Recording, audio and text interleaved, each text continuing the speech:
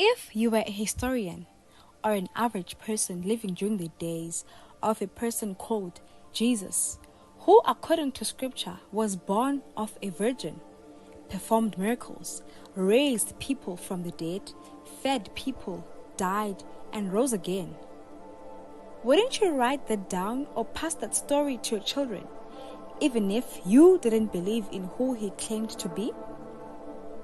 Whatever you believe about Jesus Christ of Nazareth, you owe it to yourself to investigate him thoroughly.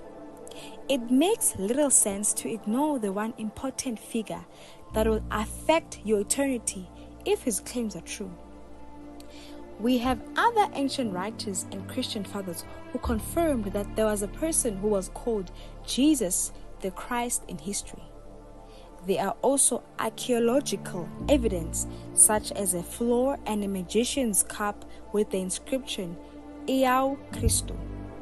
Here is a list of historical people writing about Jesus. Number 1, we have Thales writing around AD 52.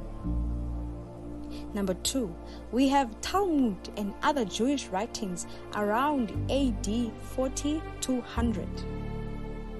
Number 3, we have Flavius Josephus, AD 64 to 90. Number 4, Cornelius Tacitus, AD 64 to 116. Pliny the Younger on number 5, AD 112. Number 6, we have Emperor Trajan in response to Pliny the Younger. Number 7, we have Suetonius, AD 120.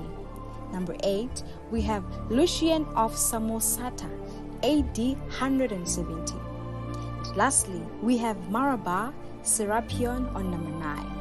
We can safely come to the following conclusions about the historical Jesus. He was from Nazareth.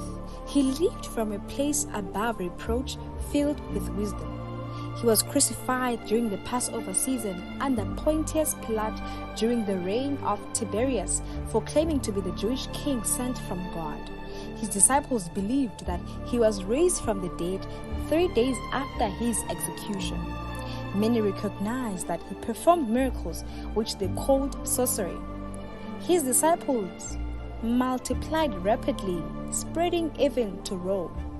His disciples rejected other gods but worshipped him as the only one true God.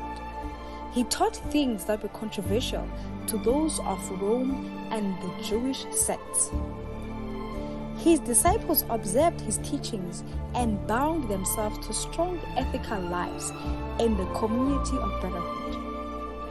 The person who still holds to the view that Jesus never existed is not honest with himself. And by the look of things, there is nothing one can do to change his mind except God.